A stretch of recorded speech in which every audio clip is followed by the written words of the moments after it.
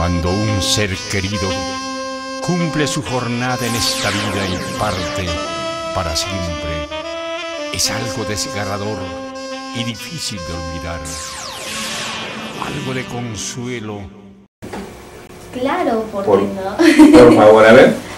Ya, este tema, la orquesta que gusta mucho a toda el televidente. La orquesta que me va a acompañar cuando yo muera y está contratada, cancelada y bien pagada.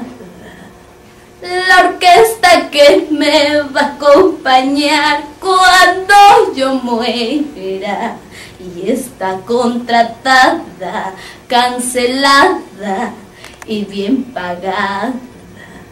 No te preocupes, amor, si a mi tumba no vienes a verme.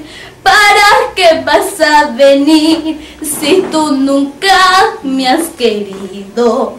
Tan solo harás el papel de llorar hipócritamente, diciendo a unos y a otros que me amaste sinceramente.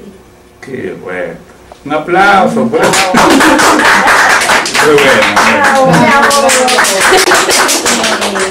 De lunes a viernes, no se olviden de escuchar Radio Éxito, la hora del tunantero, de 12 a 1 de la tarde, en la conducción del señor Ronald Núñez, del señor Raúl y del señor Uriel Huaringa Jurado. Bueno, hecha la invitación.